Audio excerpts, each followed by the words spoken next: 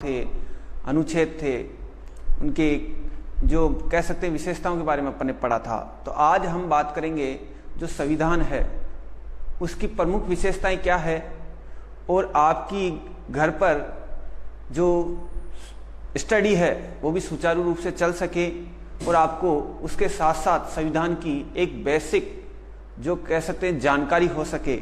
इसके लिए आज मैंने एक बेसिक कॉन्सेप्ट वाला एक वीडियो बनाया है, आप इसे अंत तक देखें, अपने मित्रों में इसे शेयर करें।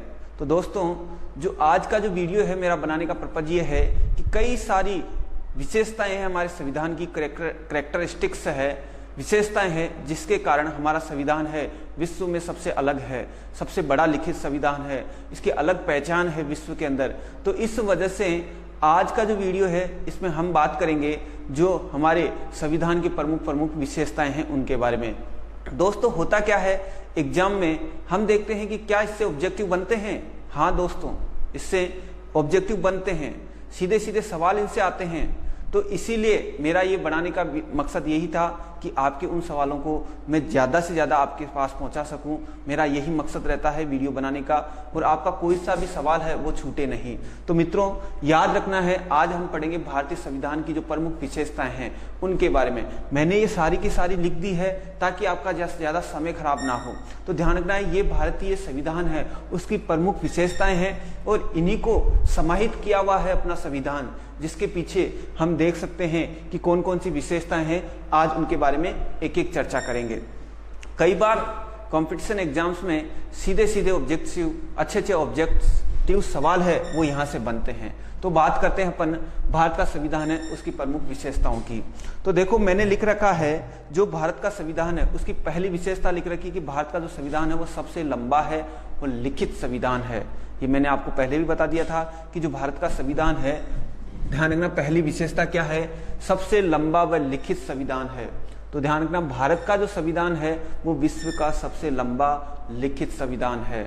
ठीक है मित्रों, तो याद रखना है, इससे पहले जो भारत का जो संविधान है जब बना था तब तो विश्व का सबसे लंबा लिखित संविधान बना है, और इसको सर आइवर जेनिंग ने सबसे विस्तृत संविधान की संज्ञा दी थी विश्व के अंदर। ये ध्यान रखना है, आप सभी को पता है, विदित होगा कि जब हमने बात की थी कि जो संविधान है अपना, इसके अंदर 395 आर्टिकल है, 22 भाग है, 8 शेड्यूल्स थी। लेकिन वर्तमान में इन शेड्यूल्स या अनुसूचियों की संख्या कितनी हो चुकी है, 12 हो चुकी है, और एक इसमें प्रस्तावना भी शामिल था। तो विश्व का सबसे लंबा जो लिखित संविधान है वो कहाँ का है, भारत का है। इसके बाद में आता है आपके कनाडा का, और भी कई देशों का आता है। लेकिन आपसे पूछा जाए विश्व में सबसे पहले लिखित संविधान कहाँ का था, तो वो आता है आपके अमेरिका का। ध्यान देना है, ठीक है, विशेष तौर से याद रखना है। लिखित व अलिखित प्रकार के दो संविधान होते हैं। तो अपने भारत का संविधान कैसा है, लिखित है, जबकि अलिखित संविधान है वो कहाँ का है, ब्रिटेन का है, इजराइल का है, सऊदी अरब का है। इन कंट्रीज का कैसा संविधान है, अलिखित है, लेकिन अपने देश का संविधान कैसा है, लिखित है। ये बात याद रख लेना। तो भारत का जो संविधान है वो कैसा है, सबसे लंबा लिखित संविधान है। ये इसकी प्रमुख विशेषता बताता है विश्व में। ठीक है, इसके बाद में दूसरी विशेषता क्या है, आंतरिक एवं बाह्य स्रोत। जैसे कि हमने पिछले लेक्चर में वीडियो में देखा था कि भारत का जो संविधान है वो कई देशों से लिया गया है। कुछ है आपने आंतरिक स्रोत है, कुछ बाह्य स्रोत है। तो भारतीय संविधान के जो स्रोत है उनकी हम चर्चा कर रहे हैं। तो उनमें देखो, आंतरिक स्रोत है, कुछ बाह्य स्रोत है। तो आंतरिक स्रोत की बात करूं तो कुछ स्वदेशी स्रोत थे जिनसे भारतीय संविधान को अपनाया गया है। जैसे कि मैं बात करूं, जो ब्रिटेन की जो गवर्नमेंट थी, सरकार थी, उन्होंने कई सारे अधिनियम एक्ट बनाकर भारत में भेजे थे। उनमें से स्पेशली मैं बात करूं भारत शासन अधिनियम 1935, उस संविधान जो कह सकते हैं उस अधिनियम से भारत का लगभग 2/3 जो संविधान है एज इट इज लिया गया है। तो कुछ तो स्वदेशी के क्या थे, स्रोत थे। इसके अलावा बाह्य देशों, बहुत सारी विदेशी देश थे जिनमें से कह सकते हैं अपन कि लगभग भारत के संविधान को उधार का थैला कहा जाता है। तो बाह्य देशों से भी इसको लिया गया था, जैसे ब्रिटेन है, अमेरिका है, कनाडा है, रूस है, फ्रांस है, जर्मनी है, आयरलैंड है, इन देशों से भी भारतीय संविधान में जो अच्छी अच्छी विशेषताएं थी उनको क्या है, इंक्लूड किया गया है, शामिल किया गया है। तो ध्यान रखना मित्रों, भारत के संविधान की जो दूसरी विशेषता क्या है, ये आंतरिक एवं बाह्य स्रोतों से ग्रहण किया गया है, ये ध्यान रखना है। चलो, तीसरी विशेषता क्या है भारतीय संविधान की, नम्यता और अनम्यता का मिश्रण। देखो मित्रों, कई बार एग्जाम में सीधा सीधा सवाल आता है, नम्यता और अनम्यता का क्या अर्थ होता है, इसका क्या मीनिंग होता है। देखो, नम्यता मतलब लचीला और अनम्यता का मतलब कठोर। तो भारत का जो संविधान है वह लचीला कम और कठोर ज्यादा है, ध्यान देना है। तो नम्यता और अनम्यता का भारत का संविधान क्या है, मिश्रण है। समझना, देखो लचीला वह कैसा है, कठोर संविधान है भारत का, कठोर लचीला व कठोर संविधान है। इसका मतलब यह है कि भारत के संविधान में क्या क्या परिवर्तन किए जा सकते हैं, उसकी प्रक्रिया क्या है, वो प्रक्रिया आसान है या कठिन है, इस आधार पर इसको बांटा गया है। तो समय के अनुसार भारत के संविधान में परिवर्तन किया जा सकता है, और परिवर्तन कैसे होंगे, या तो कठोर प्रावधान होंगे या उसके लचीले प्रावधान होंगे। तो अब यहाँ पे मैं बात करूं, लचीले जो लचीलापन है संविधान के अंदर वो क्या होता है, तो इसके अंदर ये है कि भारत में जो संविधान है उसमें संशोधन करने की जो अंतिम और सर्वशक्ति है वो किसके पास है, संसद के पास में। किसके पास है, संसद के पास है। तो संसद क्या करती है, अगर 2/3, ध्यान रखना विशेष बहुमत है, 2/3 से अगर किसी संशोधन को पारित करती है, और एक ये तो कहलाता है लचीलापन। लेकिन अगर संसद उसी संशोधन को 2/3 प्लस आधे से ज्यादा राज्यों का भी क्या मिलना चाहिए, उसे अनुमोदन, तो वो एक प्रकार का क्या हो जाता है, कठोर संशोधन कहलाता है, कठोर बदलाव कहलाता है संविधान के अंदर। तो इस प्रकार से जो भारत का संविधान है वो लचीला कम, कठोर ज्यादा है। और भारतीय संविधान में ये दो प्रकार की क्या है, प्रक्रियाएं अपनाई गई है। जब हम अनुच्छेद 368 पढ़ेंगे तब उसके बारे में जिक्र करेंगे कि क्या क्या प्रक्रिया है, कैसे कैसे संशोधन होते हैं। तो अपन ने प्रमुख विशेषता तीसरी क्या देखी, नम्यता और अनम्यता का क्या है, मिश्रण है भारतीय संविधान। अब अपन बात करें आगे, तो अब देखो दोस्तों, मैंने यहां लिख रखा है, देखो ये जो शुरुआत की 3 है, ये 3 विशेषता हैं, ये भारतीय संविधान की एक तरह से कह सकते हैं संरचनात्मक, स्ट्रक्चरली संरचनात्मक क्या है, इसकी विशेषता है। संरचनात्मकता का मतलब ये होता है कि जैसे कि मैं कहूं कि जैसे ये मार्कर है, तो इस मार्कर की क्या क्या विशेषता है, विशेषता क्या है, इसमें इससे क्या है, लिखा जा सकता है, इससे हम क्या है, अपनी अभिव्यक्ति क्या है, प्रदर्शित कर सकते हैं। साथ ही इसकी क्या है, इसका रंग कैसा है, नीला है, सफेद है, तो इस प्रकार से ये क्या है, इसकी विशेषता है। लेकिन मैं कहूं कि ये मार्कर है, ये इसके ऊपर की जो ये बनावट है ये कैसी है, ये है इसकी विशेषता कौन सी, स्ट्रक्चर, या कह सकते हैं संरचनात्मक विशेषता इस मार्कर की। तो इसी प्रकार से भारतीय जो संविधान है उसके ये शुरू की 3 विशेषताएं हैं, वह कैसी है, संरचनात्मक विशेषता है। भारतीय संविधान कैसे बना है, जैसे मैंने लिखा कि सबसे लंबा लिखित संविधान है, तो एक तरह की ये क्या है, उसकी बनावट है। दूसरी बात, ये आंतरिक एवं बाह्य स्रोतों से लिया गया है, तो भी ये इसकी क्या है, एक संरचनात्मक विशेषता है। और तीसरी क्या बात है, नम्यता और अनम्यता का क्या है, इसमें मिश्रण है, मतलब ये कह सकते हैं लचीला और कठोर का क्या है, सम्मिश्रण है। तो इस प्रकार से ये 3 विशेषताएं हो गई। इसके बाद आगे बात करूं मैं, तो देखना ये जो आगे के 4, 5, 6 पॉइंट है, इन पॉइंटों की चर्चा करूं तो ये क्या है, भारतीय संविधान के अंदर लिखी हुई व्यवस्था है, लिखी हुई क्या है, विशेषताएं हैं। जैसे बात करूं मैं एकल नागरिकता या इकहरी नागरिकता, अपने देश के अंदर हमारे भारत में एकल नागरिकता को अपनाया गया है, ना कि अमेरिका की तरह दोहरी नागरिकता। अपने देश के अंदर राज्य की कोई नागरिकता नहीं होती है, केवल एक नागरिकता है, वो क्या है, भारतीय। इसका अपवाद पहले जम्मू कश्मीर था, लेकिन इस समस्या का भी क्या है, समाधान हो चुका है। तो इस प्रकार से भारत के अंदर केवल और केवल कैसी नागरिकता है, इकहरी और एकल नागरिकता है, जो हमारे देश ने ब्रिटेन के संविधान से क्या है, अपनाई है। याद रखना मित्रों, ठीक है। इसके बाद में नागरिकता हो गई, और नागरिकता के बारे में भी अपन चर्चा करेंगे आगे। तो ध्यान रखना, इसके लिए अलग अलग भाग बनाए थे, मैंने आपको भाग का वीडियो डाला था, तो उस भाग के वीडियो को आप देखना, अच्छे से समझ हो जाएगी आपको कि नागरिकता भारतीय संविधान के भाग संख्या 2 में अनुच्छेद 5 से लेकर 11 तक उल्लेखित की गई है। अब बात करूं मैं मौलिक अधिकार। जो नागरिक होते हैं, नागरिकों के क्या होते हैं, अधिकारों की बात की गई है भारतीय संविधान की। ये भी क्या है, एक तरह की प्रमुख विशेषता है। तो मित्रों, एक तो होते हैं मानव अधिकार, एक होते हैं कानूनी अधिकार और एक होते हैं मौलिक अधिकार। तो मानव या ह्यूमन राइट्स तो क्या होते हैं, जो जन्म से प्रदत्त होते हैं, जन्म से ही प्राप्त होते हैं, उसके लिए कोई बाउंडेशन या सीमा नहीं होती है। जन्म लेते ही मनुष्य को ये पता नहीं रहता है कि उसका जन्म किस देश में हुआ, उसके लिए संविधान क्या चीज है, ऐसा कुछ उस पर लिमिटेशन नहीं होती है। तो वो तो होते हैं ह्यूमन राइट्स। लेकिन ये है आपके मौलिक अधिकार, जो किसी राष्ट्र के द्वारा या किसी देश के द्वारा उसके संविधान में उल्लेखित मूल अधिकार होते हैं। तो उनके बारे में हम चर्चा करेंगे भाग संख्या 3 के अंदर। वहां हम इसको अच्छे से इस कॉन्सेप्ट को समझेंगे, ध्यान रखना। तो विशेष तौर से मैंने 2 विशेषता बता दी, एकल नागरिकता और मौलिक अधिकार, फंडामेंटल राइट्स की बात की अपन ने। इसके बाद जो अगली विशेषता है, ये हो गई, ये हो गई। इसके बाद अगली विशेषता है राज्य के नीति निर्देशक तत्व है। ध्यान रखना मित्रों, ये भारतीय संविधान में आयरलैंड से लिए गए हैं। आयरलैंड का जो संविधान था उससे राज्य की नीति निर्देशक तत्वों को अपनाया गया है। अब ये है क्या, जैसे कोई भी संघ सरकार या आपकी राज्य सरकार होती है तो वो क्या करती है, इन नीति निर्देशक तत्वों के अनुसार अपनी जो कह सकते हैं योजनाएं हैं या फिर कार्यक्रम है या इनको देखकर कोई कानून या विधि निर्माण करती है।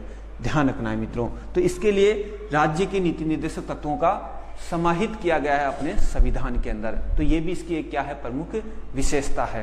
तो राज्य के नीति निर्देशक जो तत्व है ये अपने भाग संख्या 4 के अंदर हम अच्छे से समझेंगे इनको। चलो, ये विशेषता भी हो गई, ये विशेषता भी हो गई है, राज्य के नीति निर्देशक तत्व है, ध्यान रखना है। चलो, अब इसके बाद में आगे है मौलिक कर्तव्य। ये है फंडामेंटल ड्यूटीज और ये है directive principle of state policy और ये है आपके फंडामेंटल FR, फंडामेंटल राइट्स। ये ध्यान रखना है। तो मौलिक कर्तव्य क्या है, फंडामेंटल ड्यूटीज क्या है, तो ये ध्यान रखना है। ये वेरी मोस्ट सवाल रहता है, बार बार एग्जामों में पूछा जाता है। तो याद रखना मित्रों, भारत का जो मूल संविधान था उस मूल संविधान में मूल कर्तव्यों को नहीं अपनाया गया था। इनको बाद में भारतीय संविधान में संशोधन कह सकते हैं, 42वां संविधान संशोधन हुआ था, जो सरदार स्वर्ण सिंह समिति की सिफारिश पे मूल कर्तव्यों को भारतीय संविधान में शामिल किया गया था।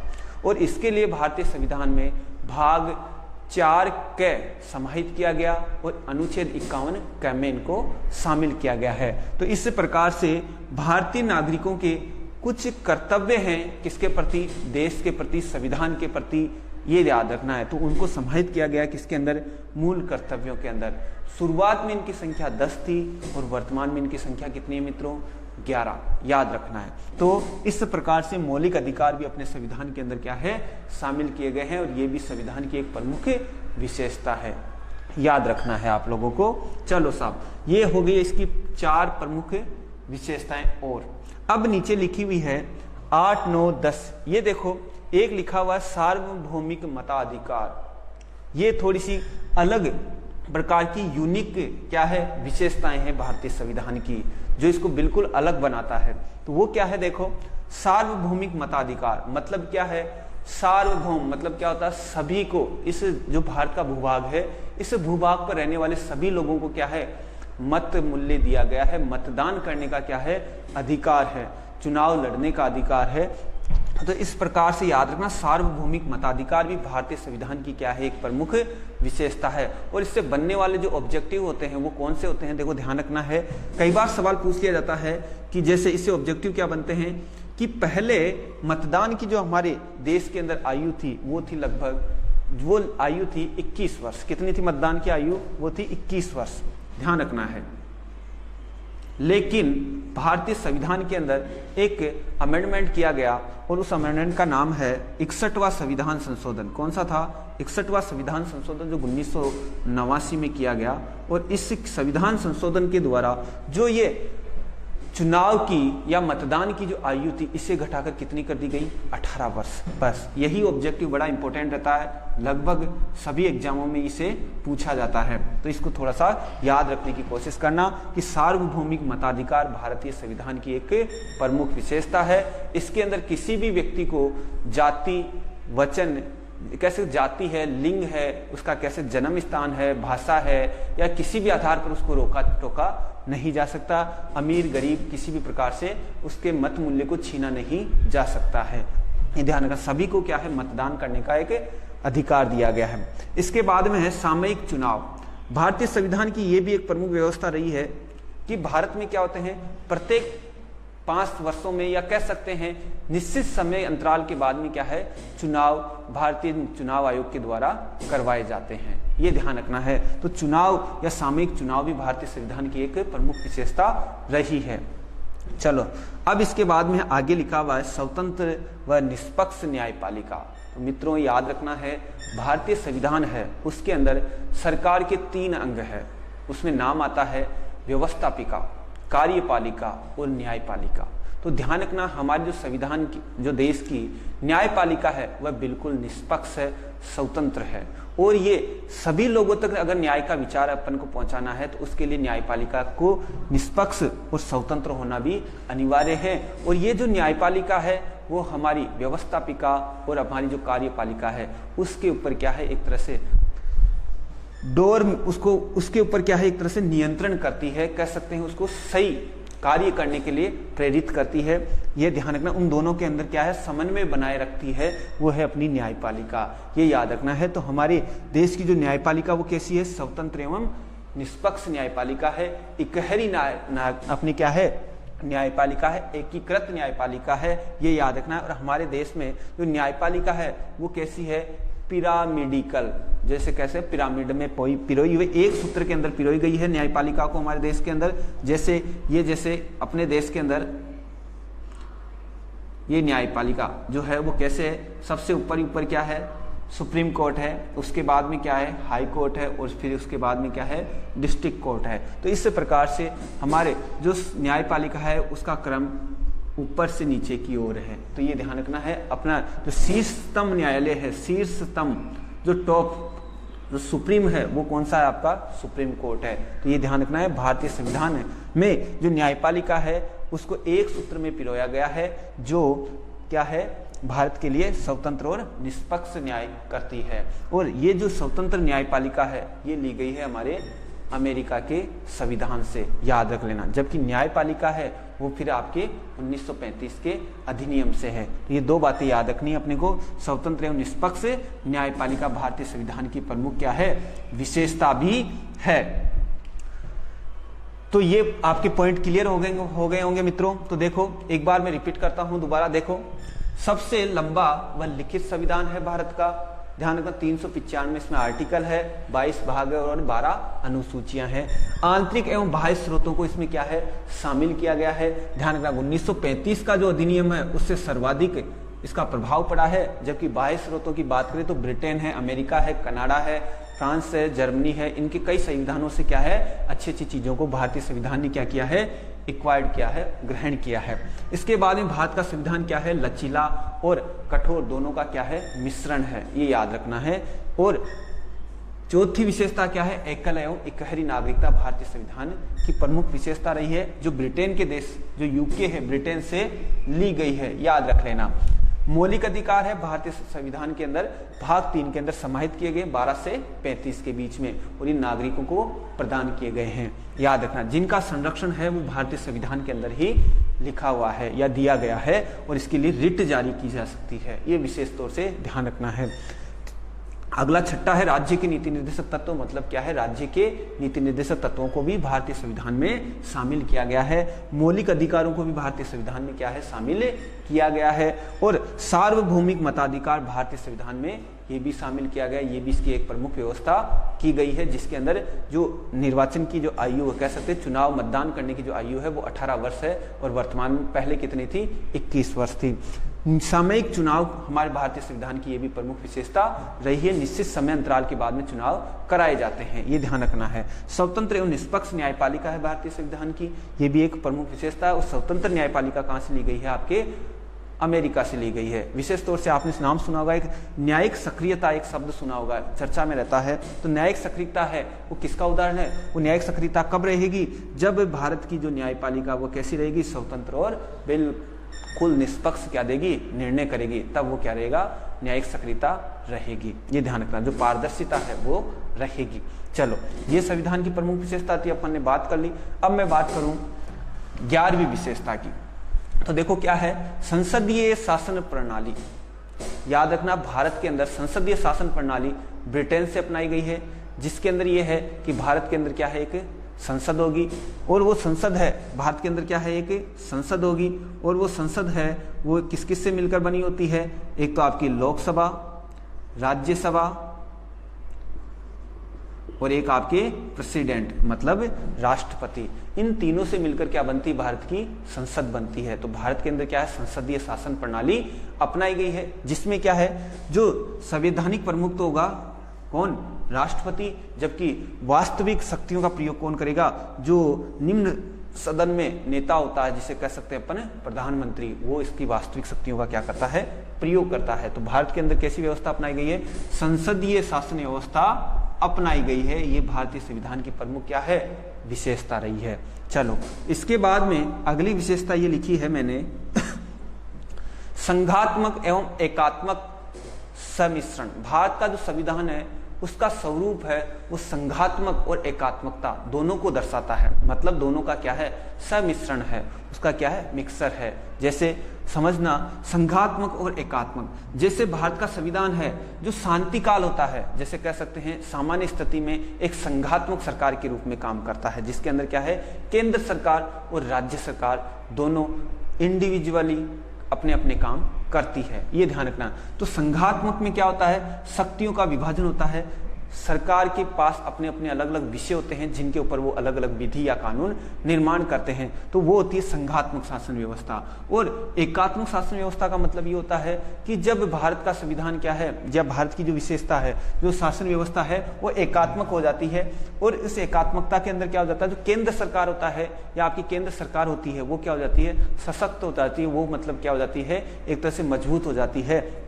और ये स्थिति ऐसी, यानी कि मैं कह सकता हूं एकात्मक जो संविधान है वो कब रहता है, जैसे कि आपके आपातकाल हो जाता है, विशेष परिस्थितियों में जब आपातकाल की घोषणा होती है तब केंद्र सरकार ही राज्य सरकार पे क्या है, नियंत्रण रखता है। जैसे भी, तो इस प्रकार से हम कह सकते हैं आपातकाल में भारतीय जो संविधान है उसके आपातकाल के अंदर तो कैसा है, एकात्मक, जबकि ऐसे सामान्य स्थितियों में या शांति काल में कैसा है, संघात्मक। तो इन दोनों का क्या है, सम्मिश्रण है। कई बार एग्जाम में यहाँ से क्वेश्चन उठ के आते हैं, ऑब्जेक्टिव आते हैं कि निम्नलिखित में भारतीय संविधान की संघात्मक या एकात्मक विशेषता कौन कौन सी है। तो मित्रों, मैं एक दो विशेषता आपको बता देता हूं। जैसा कि भारत की संघात्मक व्यवस्था कौन कौन सी होती है, जैसे मैं बताऊं, शक्तियों का विभाजन। शक्तियों का विभाजन का मतलब क्या होगा कि केंद्र सरकार और राज्य सरकार होगी और दोनों के अलग अलग क्या होंगे, काम होंगे। तो ऐसे एक तो क्या है, शक्तियों का विभाजन है। दूसरा क्या होगा, संविधान की सर्वोच्चता।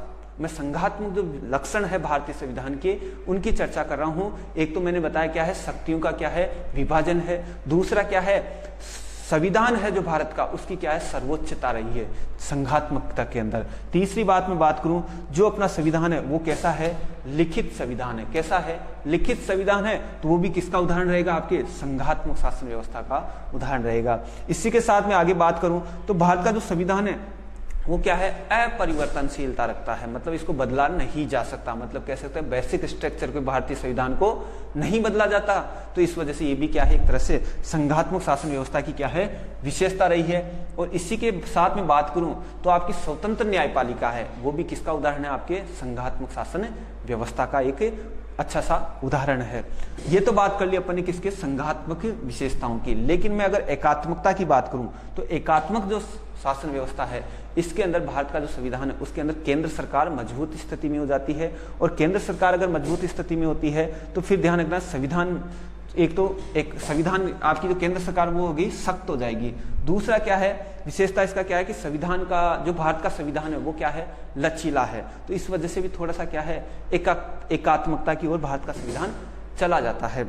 इसके बाद में बात करूं मैं एकल नागरिकता, जो मैंने लिखाई थी कि एकल नागरिकता है, ये भी एक तरह से कह सकते हैं कि भारत के संविधान के अंदर एकात्मकता का लक्षण प्रदर्शित करती है। साथ ही साथ बात करूं मैं आपके एकीकृत न्यायपालिका, जो मैंने बताया। एक तो स्वतंत्र न्यायपालिका तो किसका उदाहरण है आपके, वो है संघात्मक, लेकिन एकीकृत न्यायपालिका वो किसका है, आपके एकात्मकता का, याद रखना है, ठीक है। और और भी उदाहरण कई सारे इसके उदाहरण है, बेसिक से कई उदाहरण, जैसे मैंने आपको बताया था आपातकाल की स्थितियां होती, उनके अंदर भारत का संविधान या भारत है वो कैसा हो जाता है, एकात्मक शासन व्यवस्था अपनाई जाती है, ये ध्यान रखना है। तो इस प्रकार से भारत का जो संविधान है वो संघात्मक और एकात्मक संविधान का क्या है, एक तरह से सम्मिश्रण है, याद रखना, वेरी वेरी मोस्ट होता है। यहाँ से कई बार ऑब्जेक्टिव सीधे सीधे पूछे जाते हैं कि संघात्मक लक्षण और एकात्मक लक्षण भारतीय संविधान के कौन से हैं, याद रखना है। चलो अगली विशेषता है, जो 13वीं विशेषता मैंने लिख रखी है, वो है त्रिस्तरीय शासन व्यवस्था। ये बहुत अच्छा ऑब्जेक्टिव है।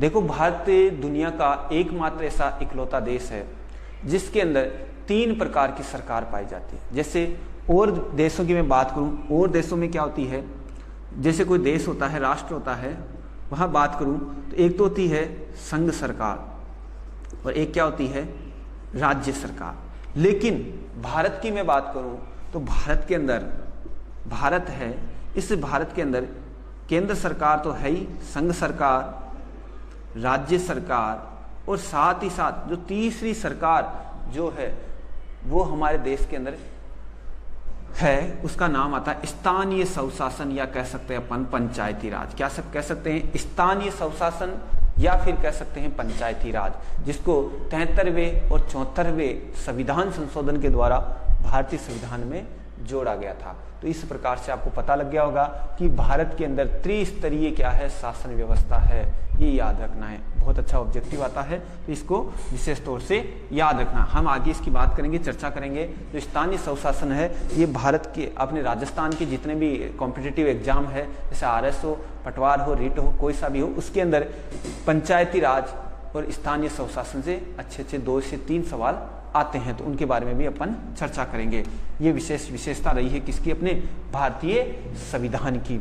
और लास्ट बात करूं मैं तो वो नीचे लिखा हुआ है, जो भारत का संविधान है या भारत का जो राज्य है वो कैसा है, पंथ निरपेक्ष राज्य है। भारत कैसा है, भारत एक पंथ निरपेक्ष राज्य है। ये विशेषता है भारत के देश की। देखो क्या है, पंथ निरपेक्ष का मतलब क्या है, मूल संविधान में ये वर्ड था नहीं, इसको बाद में 42वें संविधान के द्वारा, संशोधन के द्वारा जोड़ा गया था और पंथ निरपेक्ष, समाजवाद और अखंडता 3 शब्दों को शामिल किया गया था।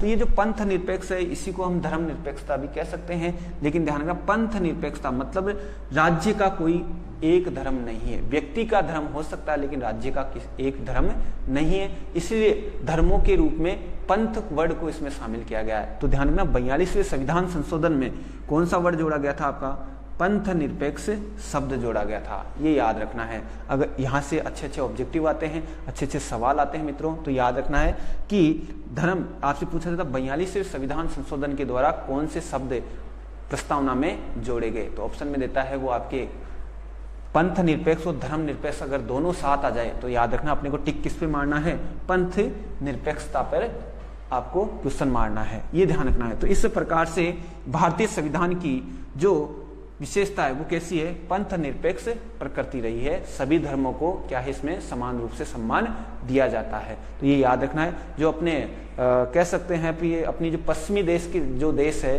वो भारत को एक क्या है, पंथ निरपेक्ष राष्ट्र नहीं मानते। वो कहते हैं कि भारत के अंदर क्या है, सभी धर्मों को समाहित किया गया है। तो ये सर्वधर्म समाप, ये अपना समान क्या है, अपना देश है, राष्ट्र है, राज्य है, ये याद रखना है। तो इस प्रकार से हमने देखा कि भारत के संविधान की प्रमुख विशेषता। तो मित्रों, आपको ये वीडियो अच्छा लगेगा और आपको काफी हद तक संविधान को समझने की क्या है रुचि, कैसे एक तो समझ आ चुकी होगी, साथ ही उसमें रुचि भी पैदा होगी। तो आप देखना इस वीडियो को 2 से 3 बार आप बार देखना, ताकि आपको जो आगे की जो ये टर्म्स है, जो मैंने ये टर्म्स लिखाई है, इनके ऊपर आगे हम चर्चा करेंगे। जब मैं आगे की वीडियो बनाऊंगा तो इनमें कई सारे वर्ड आपके आएंगे, तब आप ये ना कह सको कि ये सब हमने पीछे समझा नहीं था। तो ये टर्म्स मैंने पहले लिख दी है, ये भारत के संविधान की प्रमुख विशेषता है। तो आपसे आग्रह है कि आप इस वीडियो को देखें और आपने मुझे सुना, मुझे सुनने का अवसर दिया, इसके लिए मैं आपका आभार व्यक्त करता हूँ। Thank you.